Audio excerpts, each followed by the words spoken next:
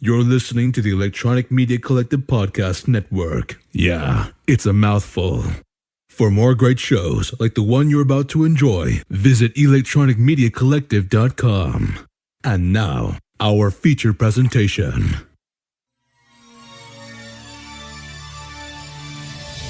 In a world where film studios have pillaged every young adult novel, DC'd every comic book series, and Frankenstein every silver screen monster in search of the next movie mega franchise.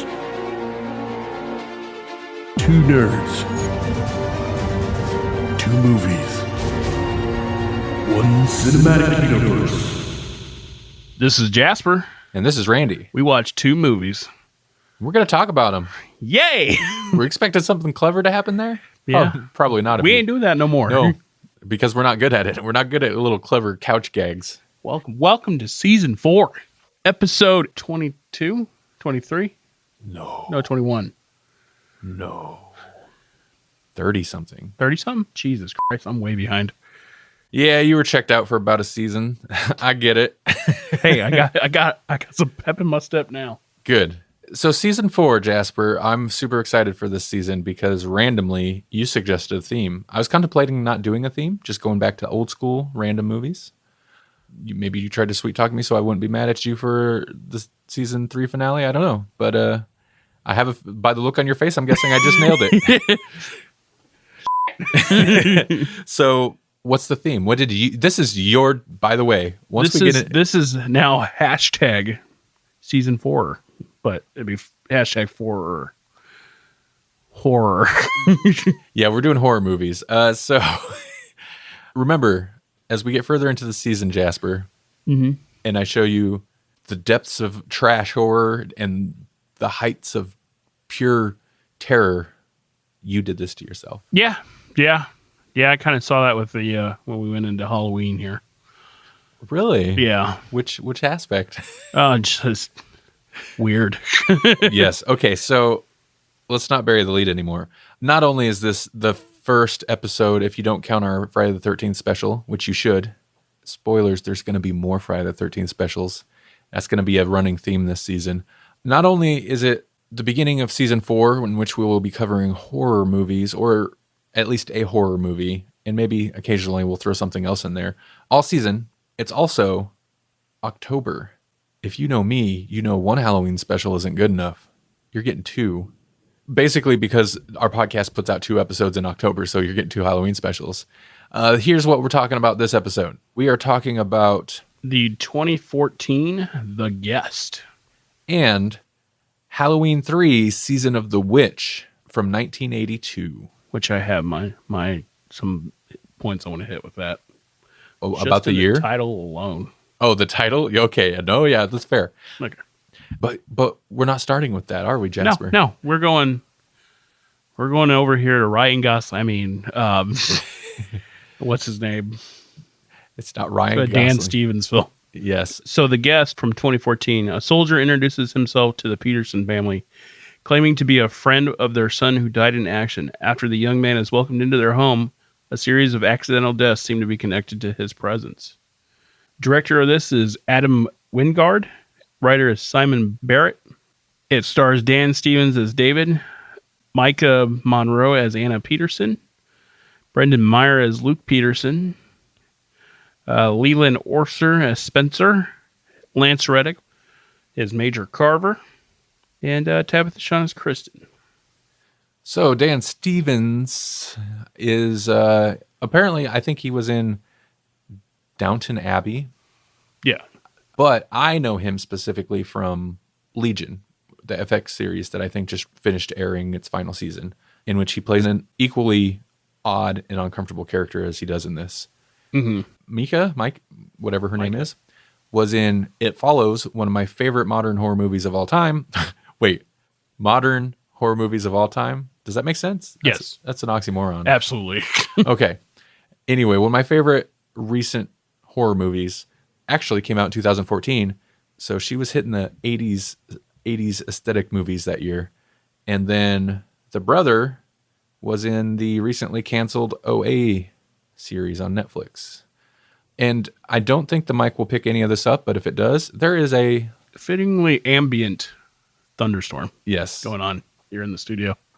All right, so the guest. Well, not in the studio, but us. Outside the studio. The guest, Jasper. Yeah. Had you ever seen this before? I had not. Had you ever heard of this? No, actually. This I haven't heard. I didn't hear anything. When I saw, because sometimes when you send me movies that we're going to watch, I watch the trailer just to kind of get that feel of what it was when it came out.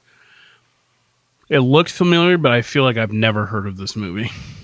The budget cost $5 million. It made $2.5 million, so it was not a success. Yeah, my first thought on this movie when I watched it is Ryan Gosling could have played in this movie. Yeah, just copy paste. It's got that feel, and like, I mean, he's a different Dan Stevens. His character's David. Definitely has a different thing going on than Ryan Gosling's character from Drive, but kind of thin, white, blonde-haired, very stoic, or dirty blonde-haired, stoic males in a movie with a very retro synth style score. So, okay, beyond that. Here's the weird thing about the movie is they never really tell you why he went to them personally. Well, okay, so if we're gonna go like break down the plot. Let's do it then real quick. Mm-hmm. This guy shows up at his family's house like your synopsis said.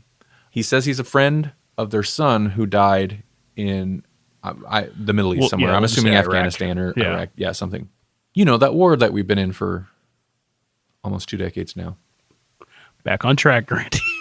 What? That's what the movie's about. Okay. All right. Yeah, the war on oil. Yeah. So, the war on oil. The war for as much oil as we can get. It's the never-ending war. Anyway, and the guy is intense. Like, super friendly, but uncomfortably friendly. And he is very stoic. He's definitely overly polite. Like, if I met this guy, I would react like this, like the daughter does. Although she's 20, but she's got like teenage girl thing going on where she just kind of got an attitude all the time. Yeah. I would be off-put by this guy anyway. They invite him to stay for a while because he said he was friends with their son. And then, there's some accidental deaths. There's some straight up murders happen. And so the setup is very much thriller. I read somewhere that they had intentionally paced it like a thriller, but structured the plot like a horror movie, which I thought was interesting because this does have, you can feel elements of both thriller and if you look at the story itself, it feels more thriller than anything, but it does have kind of the horror structure, especially the end. But there's also there's some stuff that comes out of left field. It's totally one of those thrillers. It's like somebody shows up, they're all nice, but bad things are happening. He's obsessed with this family.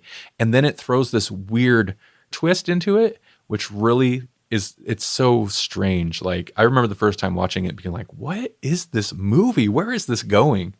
But what you're saying is like, why'd he go to this family? Even if he wasn't the guy he was saying he was, I think he was still one of the guys. I think he knew their son. That's the impression I got. My thing with this one is so I was telling you in a previous chat that it was a lot like Drive. And so it kind of had that creepy, it has a synth music behind it, kind of that creepy tone about him. He really got me when he was sitting on the bed all the time and he'd just be staring at the wall. Oh, so I love that. That is one of the things, until it does take that weird twist where the movie takes a turn and then kind of ramps up to the end. Up until that point, it is pretty straightforward thriller, except the way they handle him makes it more interesting to me, the way that he is robotic. And part of that is, so Drive was an inspiration on this movie. And the Terminator, and specifically, this is what I had heard somewhere. I had heard the writer of the movie talk about they were inspired by the Terminator. They wanted to make kind of like a Terminator type movie. And this is what they ended up coming up with. And if you watch the movie, because this is the second time I'd seen this, if you watch the movie with that in mind, it totally makes sense. Like the fact that he first shows up at the house, he's super friendly, very proper, calls everybody ma'am or sir. And then when he's shown, you can stay in this room. And he goes to so he goes to the room, and when there's nobody around, he just sits on the bed and stares like unblinking out the window, like, you know, like a machine. Like, I don't have to put on the act, so I'm just going to sit here and conserve as much energy as possible. Mm-hmm. Like, there's nothing else inside of him other than, you know, whatever's driving this facade he's putting on when he's around them. And I think that makes it super interesting. And then even like the bar scene, and anytime there's any kind of action, he's handled like a robot. He acts like a Terminator, to where, you know, he punches a guy, somebody's coming at him, and he does the like, just not the body turn, just the head turn, like robotic, like targeting, zoom in, lock on, and then attacks. And they do that through the whole movie, and it kind of makes it fascinating looking at it from that perspective. I like the little like combat stuff, but I also like, one of my favorite scenes is when she steals his phone and then you see him walking around the house phone looking for it. I was like, he knew you took that. Like, but that, now that you say Terminator, that's almost like I'm gonna find you. But what I like about this was I like, it was kind of weird. I also kind of like the random like, and the music would done, and then it would, like, you would think, no, nothing. Okay, like I don't know if that was like to kind of like jack you back into like getting ready for something, and then you're like, oh, it was nothing. So we kind of jumped into this review in a different, like, or this discussion in a different structure than we usually do. But my initial impressions, I'd watched this a few years ago, and I really liked it. This rewatch, I don't know why, I liked it way more. Like, it hits everything right for me, man. It hits everything right. The score, I love the score, and I have a little bit of trivia about the score. The soundtrack, it's all synthwave or actual 80s songs. The score is very synthy, totally fits with the other movie we're going to talk about tonight. The score was by Steve Moore, who, according to this bit of trivia, I was trying to find something to back this up. I couldn't, but it, like, just from hearing from my ear, it makes sense.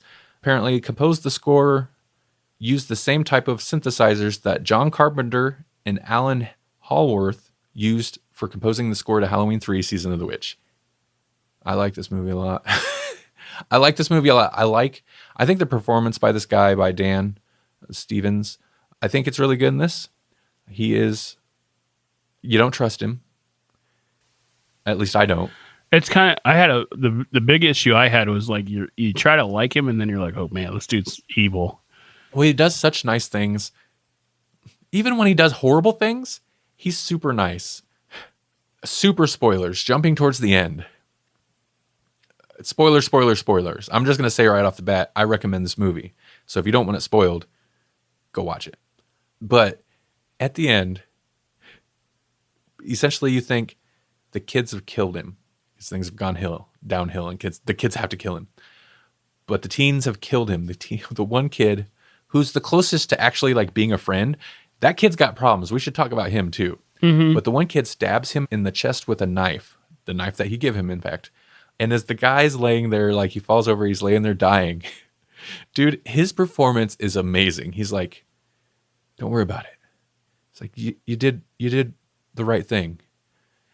He like he's sitting there, a knife sticking out of his chest. He gives him a thumbs up and a goofy smile, and he's like, don't feel bad about it. I'm like, dude, he just stabbed you. Like, you're like, I loved it. I love that part. Because my issue with the boy, the son, was that he's like, yeah, I don't care you murdered people. Like, I was like, okay, don't trust this guy in a school, right? Like, dude, yeah, the daughter kind of figures him out, points him out to the son, like just talking to her brother, the son, and then the son's just straight up like, so she thinks you killed these people. He starts to get the look like, oh, he's about to kill somebody. He's like, what do you think? He's like, I don't care if you murdered people. And that's the first time, because there's a lot of interaction between him and the son, and I find it super interesting. Like that bar scene, I love that bar scene, that bar fight, but the kid still seems very uncomfortable. He gives the kid a knife, and the kid seems unsettled by what he says, because he's like, don't ever let anybody push you around. And then he's like, here. And he gives him the knife, a switchblade or a butterfly knife. And he's like, so if they take it off of you, it's not a big deal. You should find out where they live and you burn their houses down with everyone, with their families inside. What's the worst they can do to you? And he plays it so nonchalant, like, what's the worst they're going to do to you? And the kid's like, oh. And that's like the first time you really get an inclination that like, there's something really wrong with this guy. Yeah. Yeah, because he even asked him why he carries around a butterfly knife. Because he did the whole... And then he's aggressively stabbing the pumpkin as he's carving. But then the kid is pretty quick to like, yeah, I know you killed these people, but yeah, that's fine. There too, I was waiting for him to like slowly kind of tell him he did something, but to like make a just direct like right turn and be like, oh, I know you killed these people. Not only that, like essentially ratted out his sister. Like his sisters recruited him to like, hey, try to find information on this guy. I'm suspicious. There's suspicious things happening. And the guy's like, so yeah, no, my sister thinks you killed so-and-so and whatever. It's weird. It's interesting though. It makes the brother character more interesting, but it's also like such a out of left field thing that you kind of begin to worry is going to get carried into the final act of the movie of like, okay, well, where's that going to go? But you know, he doesn't like betray his sister or anything. So yeah, because he's like, oh, well, who else did she tell? And then just smiles. I was like, dude, the brother is responsible for him going and killing. Like the brother is not a good kid. Like he's all right with this guy murdering people. It just becomes a problem when he's trying to murder him and his family. one of my favorite things between him and the kid was when the kid attacks the other, or basically defends himself against the other kid, and he kneels down. And he's like, "What did you do?" And he goes, "Well, he called me the F word, not the 4-letter one. Not the F bomb, but the other F word. Yeah, the F bomb." And he goes, "And I hit him in the face with a yardstick." I broke a yardstick across his face. Yeah, and the guy like smiles and he just goes, "Awesome." Yeah, dude, he's enjoyable. Like he's a likable character if he weren't a dead inside murderer, just a cold-blooded maniac murderer, just like, kills everybody. Because I actually, for some reason, it took me a second to catch on when he, spoiler alert, when he kills the dad's regional manager. Yeah, which is all off screen. But I was like, wait, what? And I was like, yeah, they like found, what did they say, like gunshot or stab wounds? No, it was even weirder. It was like overdosed on pills or something, but his wife had bruises. And the father, even when he's telling like he's like, I don't know. They said that. I don't even know what that means. And that's like the whole thing. That's all off screen. That's a character we don't ever even see. But the father character talks about it in front of David. Yeah, and always like when he's getting the guns, and he's like, you gonna pay for it? He's like, no, I'm gonna kill you. Yeah. And then the guy, Ethan Embry, by the way. Yeah. What really irritated me was the dude runs away from him in a straight line. I know. Knowing this guy. I think both times I watched this, it was like serpentine. Yeah. It's a great movie. Like, I would always suggest this to someone to watch. It was so eerie. It was so good. Would I say it's like a AAA movie? Probably not, but I don't have an issue with it. Critically, it's favorably reviewed. I think generally it's held in, a decent regard. It didn't seem to get a lot of, like, I don't remember why I watched it, but I don't recall hearing about it when it had come out.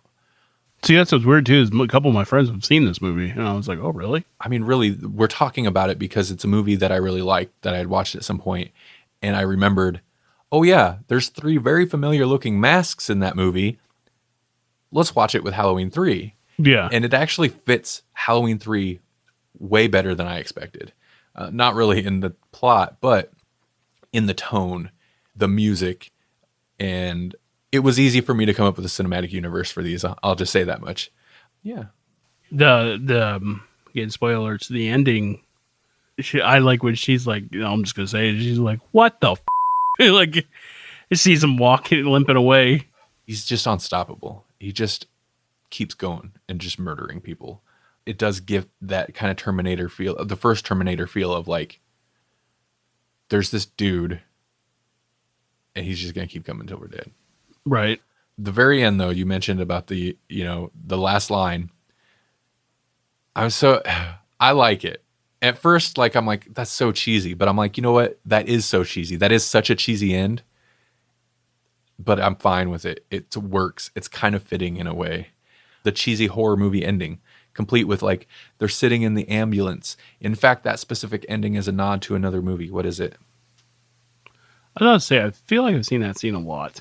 I have too, but specifically it's a nod to a movie where you think the villain's dead and then he sneaks out at the very, you see him, he's like sneaks out at the very end in a firefighter's costume, which actually is probably in a couple movies now that I think about it. Okay, Jasper. Ratings. I'm going to give it a solid 4. 4 stars. Awesome. I liked this one.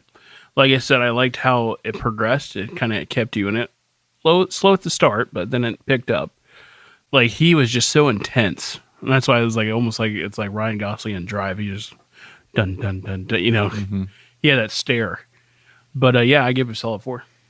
Are you going to hazard a guess at mine? Are we going to continue that tradition? Because you do pretty well at guessing my star ratings most times. 3.5.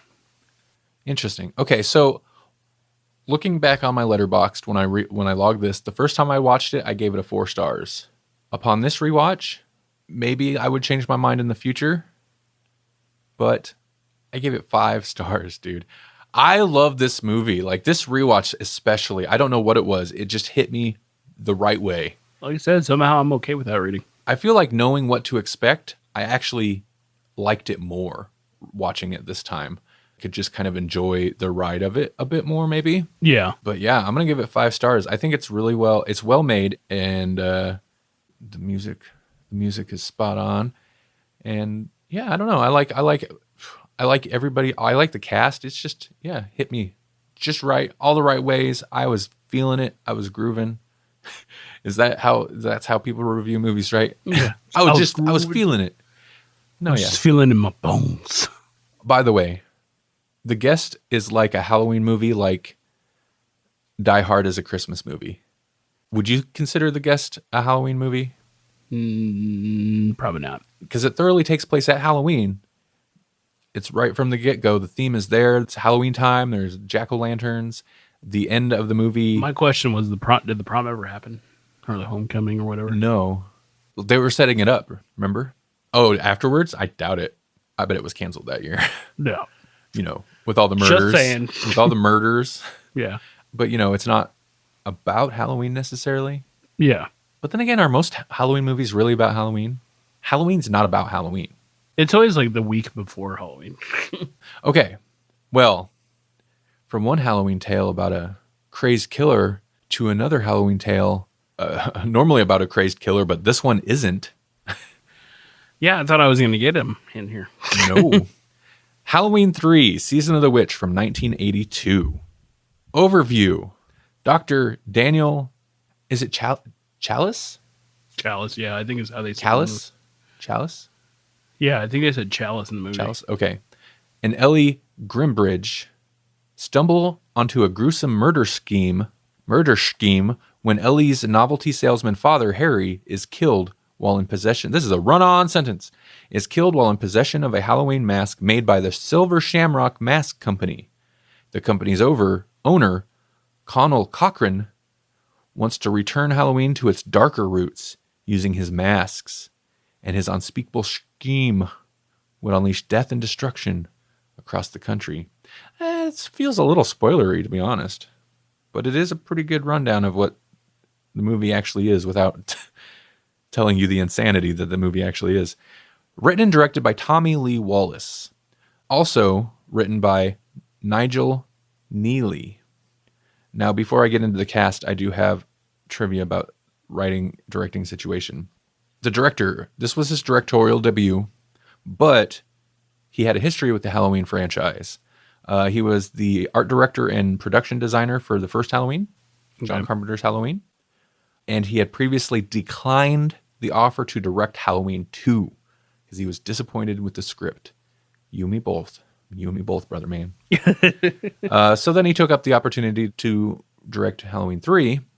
After that, he went on to direct several other things, lots of TV, several movies. But since we're talking horror, he directed Fright Night Part 2 and the It TV miniseries, which is something that gets talked about a lot with It Chapter 2 coming out recently.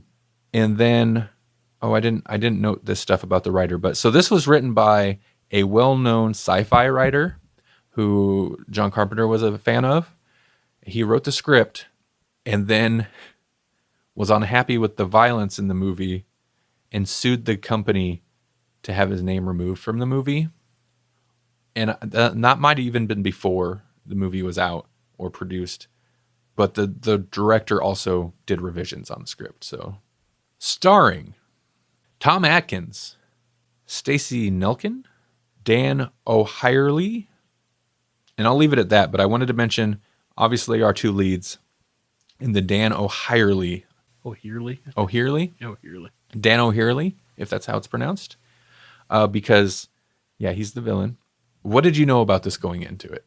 So I knew Halloween was where Mike Myers. Mike Myers? Michael Myers. Wayne? No. Okay, sorry, Michael Myers. Okay, that's such a bad joke.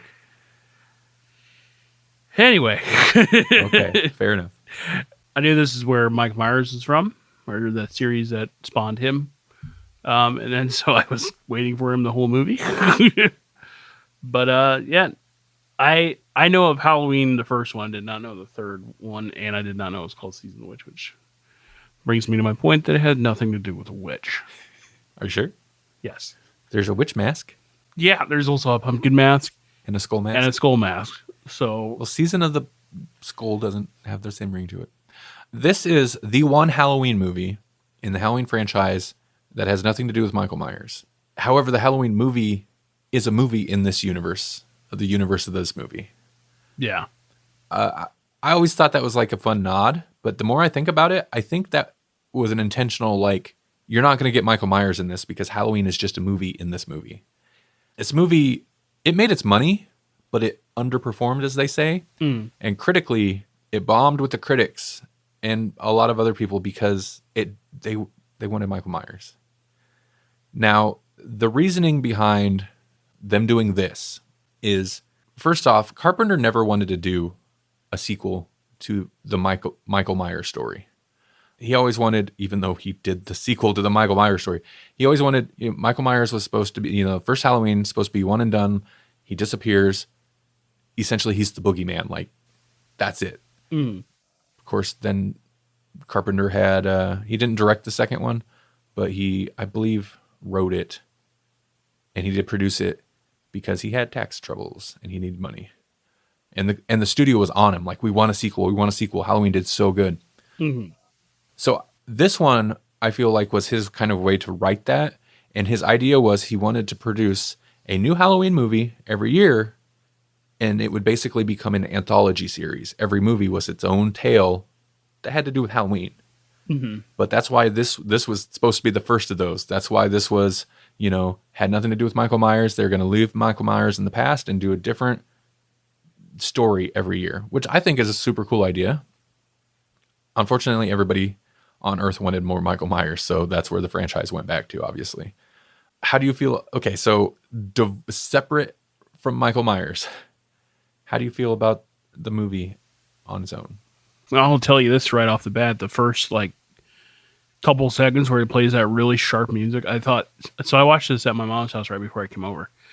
I thought something was going wrong in her house because I did not think that was going on. I was like, what the crap is that? So it scared me right away. So the whole thing was kind of weird to actually watch it thinking that Mike Myers is going to come out somewhere. Michael Myers. Yeah. You keep saying Mike Myers over and over again. Well, it's just an abbreviation. It's not, but his name's not Mike Myers. No, you know who they call Mike Myers? The Love Guru. Austin Powers. That's not Mike Myers. It's Michael Myers. Nobody calls Michael Myers Michael Myers. Myers. Hey, Mike, how's the slashing and murdering today? Nobody says that. Okay, anyway, Mike Myers. Have some respect. Respect on my name. You chose... What? Have some respect on my name. Have you not seen that whole thing? I don't want to see it. The Birdman. Kind of sounds like you should have respect on somebody else's name. On Michael Myers. Okay. So you chose horror movies. If you're going to talk horror movies, you're going to talk about them right. Yes, sir. But yeah, you kind of almost, for the first 30 minutes, you really kind of don't know what's going on. What was his story? Why was he killed? What? Who? The dad, Okay, yeah, like the guy getting chased right away. My thing was, so throughout this movie, I thought it was brainwashing, and then you kind of find out what's going on. I think brainwashing would make too much sense. Yeah, I thought that's what the medallions were for too. Mm-hmm. But I came out of this movie wondering why he did. I mean, if he had asked too, why is he going to do it? But I think this movie kind of compels you to like question what is going on, but also it kind of tells you what's going on. Like it has very good pacing, I will say. Interesting. Okay. So I've seen this movie numerous times. So clearly I like it. I'd have to rewatch the most recent Halloween to knock it out of its slot, but this is my second favorite Halloween movie. In fact, for the longest time, there were two good Halloween movies. The first Halloween movie and Halloween Season of the Witch. Keep in mind, though, I don't think this is necessarily a great movie. I think it's got a lot of problems, and there's some super cheese.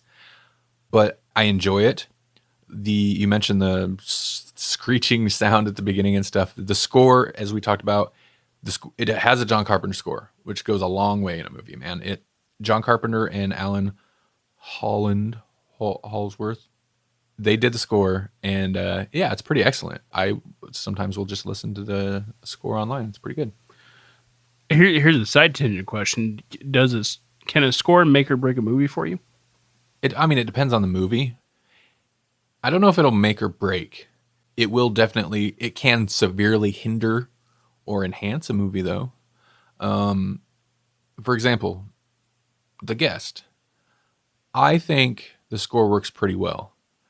I think it enhances the movie, and I feel like that the score helped me on this recent viewing get it to a 5-star, whereas maybe it might not have, but it wouldn't break the movie if it had a different score, because I still think the movie's interesting.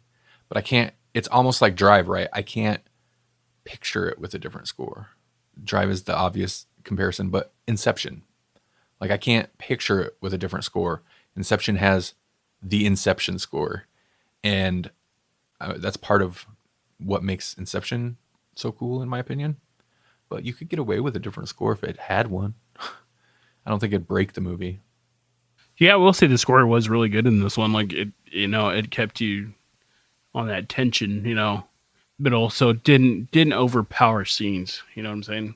The story, the plot, the concept behind this, for me, helps, but also hurts the movie because it is insane and it makes no sense.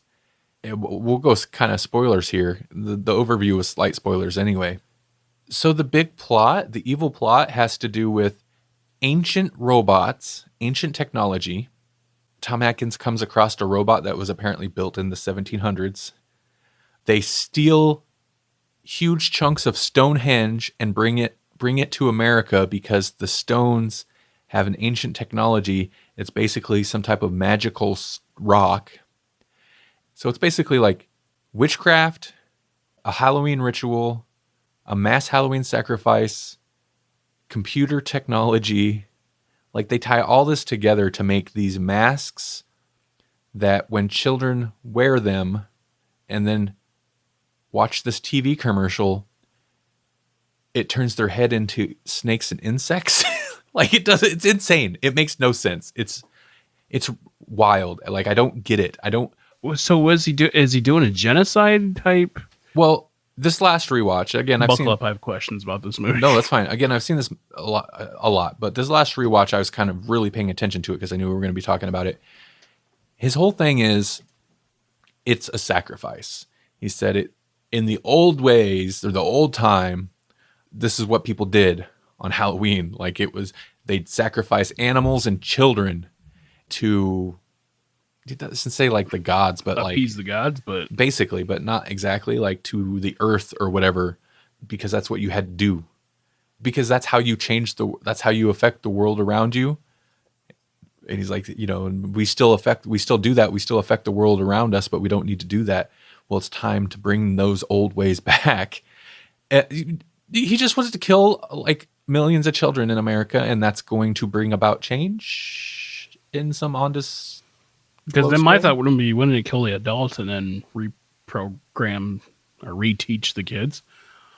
But it seemed like it was to kill the kid, but also kill the family. It would probably kill the family because snakes crawl out of the kids' heads. And that was a very disturbing. I love that effect, but the concept is just weird. Like, you don't really see what happens to their head. That misfire, though, man. Oof. That's rough. The murders in this show, it is graphic, but they're all weird. It's not normal. They're all weird. It's not like... So I'm going to guess the girl is dead, or they killed her. Apparently, the original writer, and they make a nod to it. That's another piece of trivia, is the town that they go to is basically, they call, it's Silver Shamrock's the company that's making these masks run by this guy, blah, blah, blah. The town they go to is... San Marina, I believe, or San Maria. Yeah, Santa Maria, which is the same name of a town in the original Invasion of the Body Snatchers movie. And apparently that was more of the direction the original writer wanted to go with this, more of a Body Snatchers type movie, as opposed to, as they said, a knife movie, which I guess means like Michael Myers slasher movie. I don't feel like this goes slasher, but it does have a focus on murders like a slasher movie might. The story is definitely paced differently. It's a different thing, but maybe that's where the original writer's issue was with the violence, because the body snatcher element doesn't come in until the very end with the girl. Mm-hmm. Again, spoilers. She gets abducted, and then the next time we see her, Tom Atkins' character frees her. She just kind of follows him around until after... She waits till after he destroys like the factory, and then she attacks him, and it turns out she's a robot now. So I assume she's dead. They replaced her with a robot, and I get the impression that, so that's kind of a body snatchers thing, and I'm assuming maybe the original writer wanted to lean more towards that than, I don't know, this weird... So I was going to ask you too, so what do you think happened to him, the villain? He... Because I don't know if that was their animation for him to be just evaporated. I'm guessing that's what they were going for.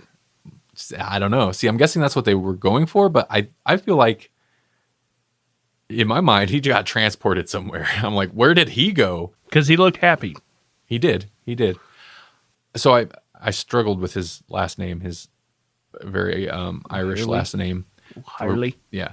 But I wanted to mention him because, dude, I think he might be the best actor in this. He's so good as a villain.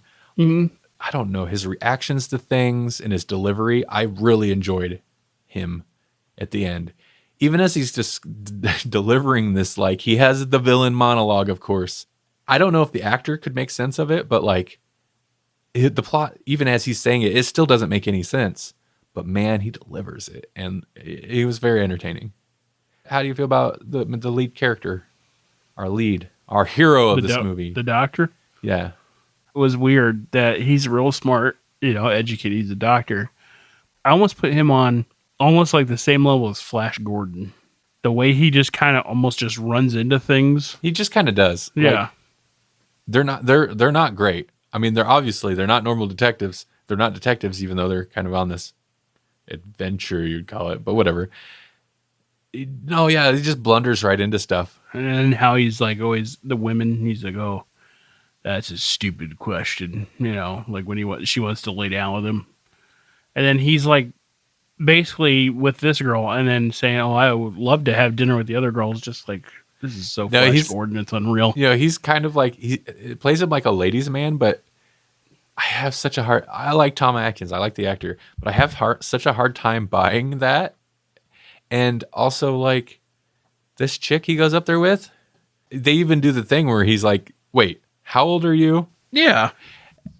He's clearly twice her age, easy. And, he's not a horrible looking guy, but he's not like, he doesn't really seem suave. I thought he kind of looked like Jaws from Bond. I see what you're saying. I don't know. Just their weird relationship always strikes me as kind of funny. And that's why I say this is not a great movie. I think the plot is interesting as I like following along, like their little adventure thing. Essentially, the bigger plot as a whole is insane and doesn't make sense. And I don't buy most of the characters. Like, I get his characters. He's a little cliche, but I get his character. But I don't know. It's not great. The thing that kind of I was like, man, this movie's going to be so cheesy, was the first. I meant to say this in the first part, but where he's getting choked out by one of you find out is a robot, and the car rolls forward just enough to squish him between the cars, and it makes like a sound, and then he just like falls over. The robot that's attacking her father, the old guy at the beginning. Yeah. It's weird. It's a weird way to start the movie for sure. I guess maybe it makes more sense because he's a robot. Yeah, but my thing was too is they kind of show that the robots are basically invincible later, and two cars rolling together killed the first one. Well, they're invincible unless you punch him in the stomach, because peanut butter intestines. Yeah. I did pick up that was orange juice coming out of their mouth. It was, but I was like, oh, and then there's peanut butter. Like, and that's another thing. It's so weird, this idea of like marrying some type of witchcraft with technology. That I really like it. I like the idea of these robots, but I'm like, why are you messing around with this whole convoluted magic technology Stonehenge stone? You can make robots and replace people. Why are you messing around with this other stuff? These masks that turn kids' heads into spiders and snakes. Yeah, my thing too is the way that they panned the camera when he says, "Oh, it takes sacrifices." Like, and she's gonna get sacrificed, But then I was thinking, like, but did they make a robot of her because they sacrificed her to the stone, and that's what I don't know. Oh, that's another thing. It's not even just that it's ancient technology and that Stonehenge stones have some type of magical ancient technology power, but also the planets were aligned. And that's why they'd be able to do the sacrifice and change things back to the old ways. That's what it was. I forgot about the planets. So it's astrology's in there too. I don't know what I expected this discussion to be, but it seems appropriate. I don't know, man. Like, I recommend it. For a long time, I think this movie was generally considered a bad movie and like the worst Halloween sequel, which is nonsense. People just kind of give it that because, trust me, there are far worse Halloween sequels. Yeah. I think this movie's stronger for being a Halloween sequel that doesn't have to deal with Michael Myers. I still don't think it's looked at as a good movie, and that's probably appropriate. But I think a lot of people have kind of come around to it and recognize its uniqueness as not necessarily a con. I enjoy it a lot. I think it's a lot of fun, campy fun in a way, or hammy fun, that I appreciate it. What do you rate this bad boy? I'm going to say with your 3.5 rating. What about my 3.5 rating? That's what you're doing. 3.5 for me. You think you're so effing smart. And I'm going to give you a 3.5 just for the... I was going to go 4 for you just for the score alone. But I'm going to go 3.5 for you. 3.5 is what I rated it. I logged it on Letterboxd earlier tonight, and I was curious, so I looked back at what I rated it previously, and 3.5. It's the same. I don't watch it every Halloween, but I watch it every couple of years. I watch it. As soon as I started moving, my mom ran out of the house. Why? She does not like horror movies. She's like, someone's gonna get a knife, and I'm like, yeah, that's why I want to watch it. I know. It could be me. I know, as I sharpen a knife on the couch. I don't think anybody gets a knife in this one. They do in The Guest. Oh, man. Now I feel so bad for missing it. Where he just pops the head off. He's like, oh. And it's like, the murder. Okay, I'm glad you mentioned it. Let's talk about it. Because the murders in this are weird, but they definitely, that's why I say that there's a slasher-like mentality just in that each murder gets kind of its unique murder. Yeah. 2 of them I really kind of bug me. Like, the effects don't sell it. Like, it could be worse. Mm-hmm. But the old guy, when he, like, the robot guy pushes his fingers into his eyes and then grabs that, like, bone between the eyes and then just goes, snap. He just pulls it a bit and breaks it. I'm like, that's I don't like it. It's because it's weird. I'm like, Why? What Why was do the thing? that? My thing was too. I was like, would that kill somebody? Like, Oh, probably. I don't know. It was weird. I was like, why that? It's so strange. And then the misfire, just because of like what it does to her mouth and stuff. Very weird. Also, that the actress, she was the at the time wife of Tom Atkins, the lead character, but also she did not want to wear the prosthetic mask. So when they go to the whole makeup thing, it's a double. It wasn't actually her. why didn't she want to wear a mask? Or is it just not? Yeah, maybe couldn't be bothered with it. I'm like, I'm not wearing that on my face. I don't know. I don't know what her deal was, but I read that somewhere. So it must be true, right? But also, though, when it does go to the makeup, it doesn't look anything like her. So I completely buy it. I always just assumed it's because they did complete makeup over her face. Yeah. But it's gross. Her mouth's like, ugh, what they did with her mouth. And then the spider crawls out and like it holds on that so long. I couldn't like, tell if that was a spider or a bee. I'm pretty sure it was a spider. It crawls out of her mouth and up into her hair and stuff. And you watch it, it holds on it for a long time. And then, yeah, those two robots find that one hobo guy who apparently they've let live in that town for this whole time until now. And the one holds him down and the other one just grabs his head and pulls it straight up off. And I like how it doesn't. It spits blood and he just tosses it to the side and we're done. I was reading a little bit about alternate cuts of the movie. And, obviously if something like this, there's a cut where they had to tone the violence down. During that scene, the blood spray shot, they cut that out. That was too much.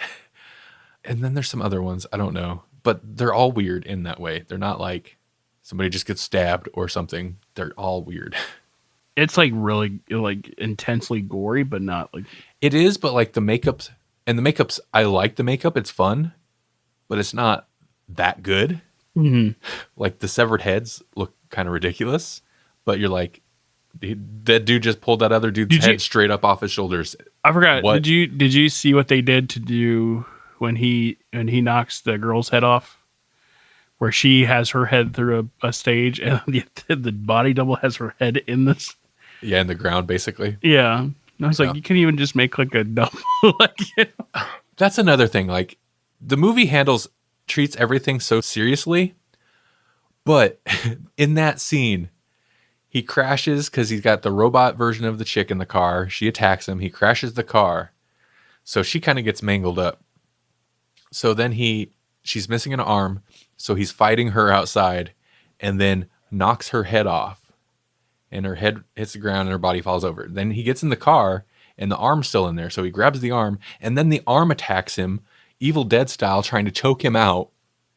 And he fights the arm for a while and then throws it away and then turns around and the headless, armless body is now up and attacks him again. And it's just like, dude, how are they not playing this for laughs? Right. At that point, come on. Because what's funny too is when the hand's attacking him, it like moves on his head to where it's not choking him at that point. And there's no reason for it to have leverage on him at that point. Exactly. It's a severed arm. So I just picture in my head, someone like, oh, they totally were too. yeah, I was like, just outside of frame. Yep.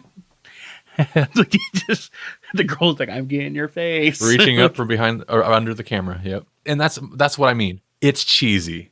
It's not necessarily good, but it's fun, and it's so bad that I can't help but kind of love it. So Jasper, the movie studios have decided we need something to push out for Halloween.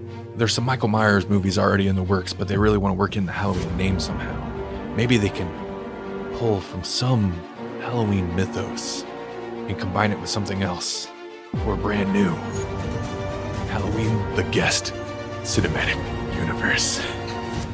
I was struggling. So would they if they were actually trying to do that. Do you have a cinematic universe in mind? So I didn't get too much work on this. Jasper, that's a no-no this season. Yeah, I knew you wouldn't. So because you literally watched it and then drove straight here to record this. Yeah, I know. I've been in my own headspace, but I got a new idea. So I think the first way I thought was that the mask company is KPG now.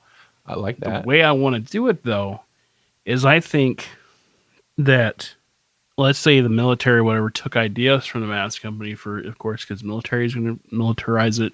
Military's going to military. Yeah, military's going military. That should be a shirt. Yeah, it probably is somewhere. And KPG is now made and makes secret soldiers so that can't happen again.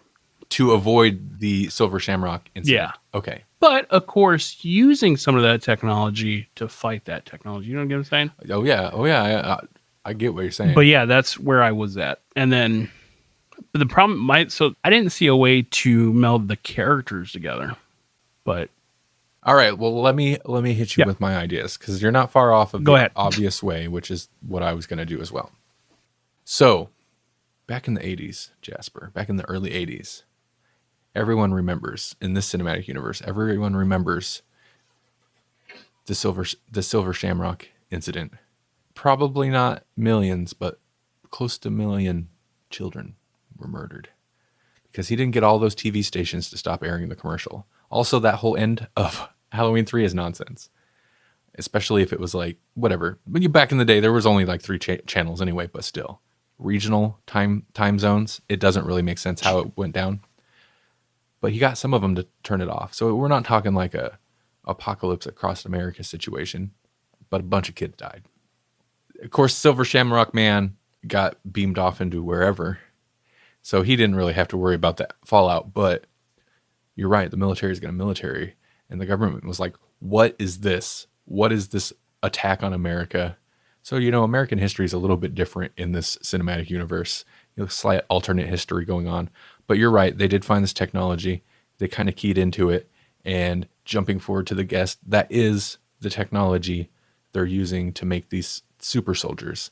If not straight up robots, I'm sure they've experimented with that too, using like actual soldiers, combining it with basically witchcraft technology to reprogram people. Because because in the guest, he is reprogrammed. He is he's a robot.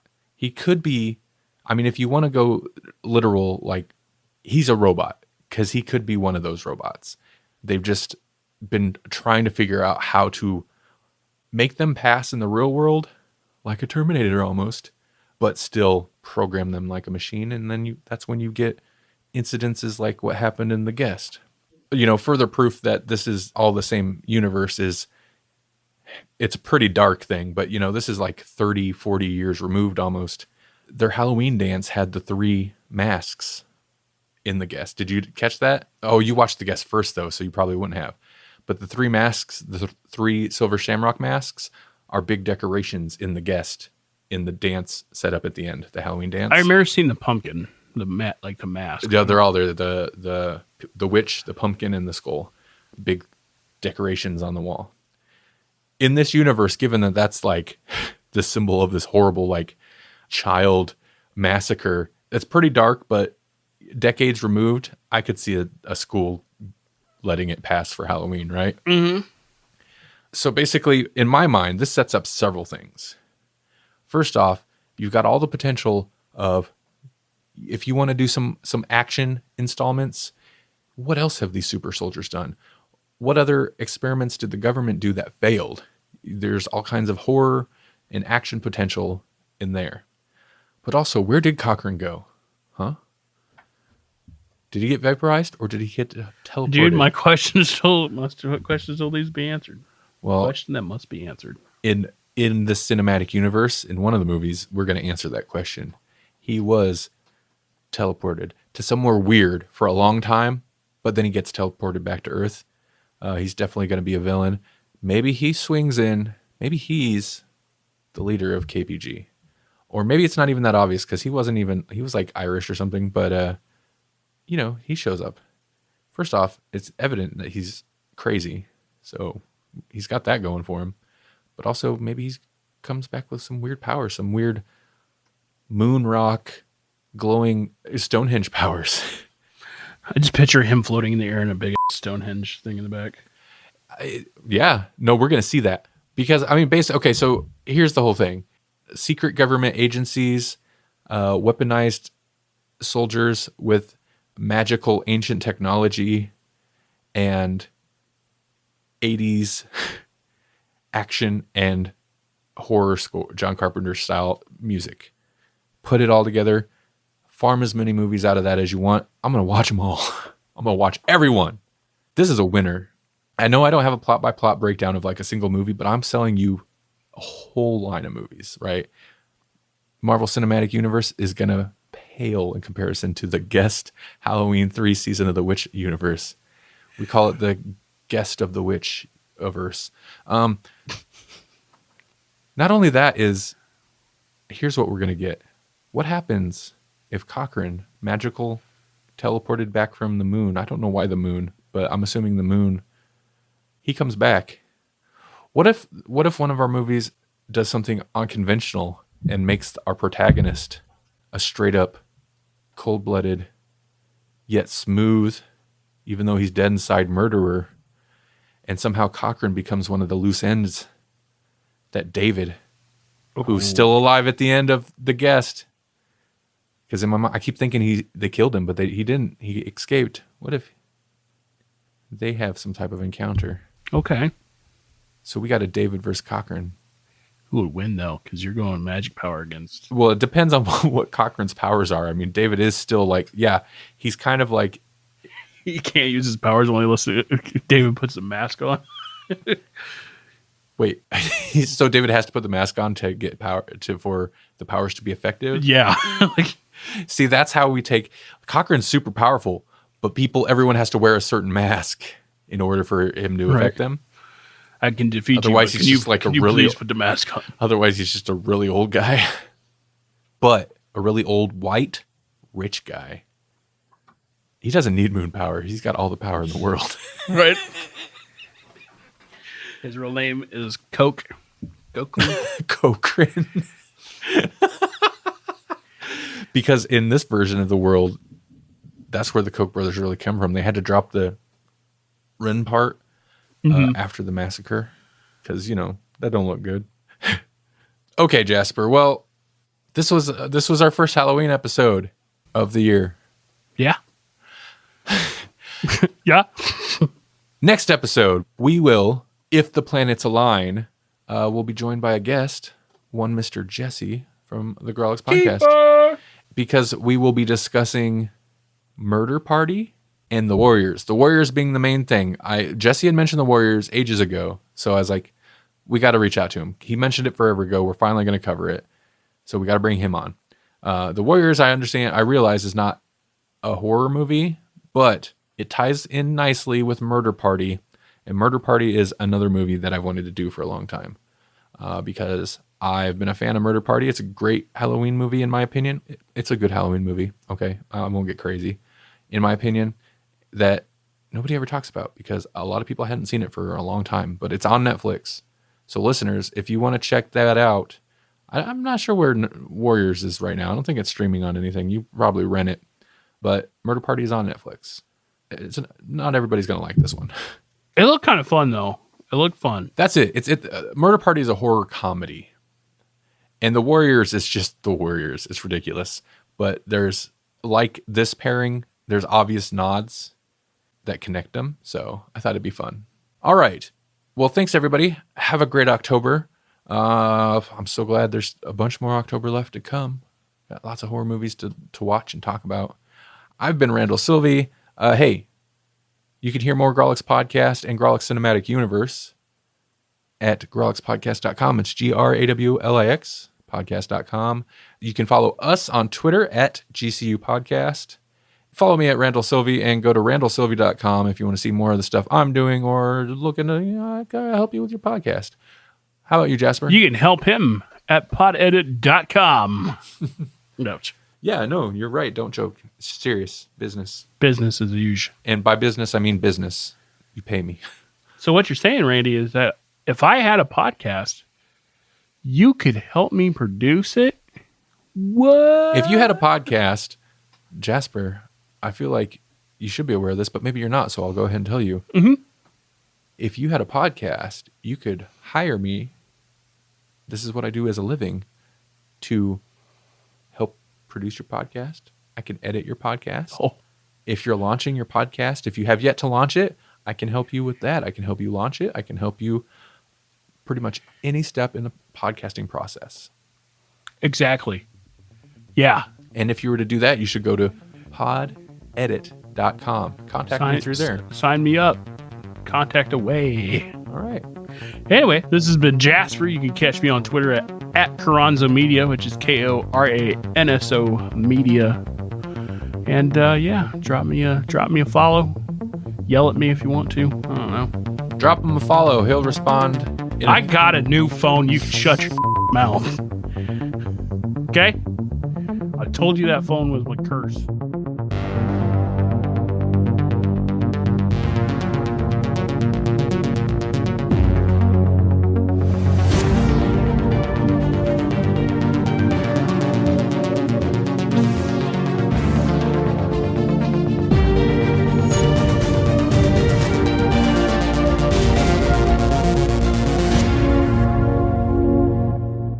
I really was hoping we were gonna like knock it out of the park here, but Jasper's laying back in his chair. He's putting masks on now. I wish I could turn your head into snakes and spiders.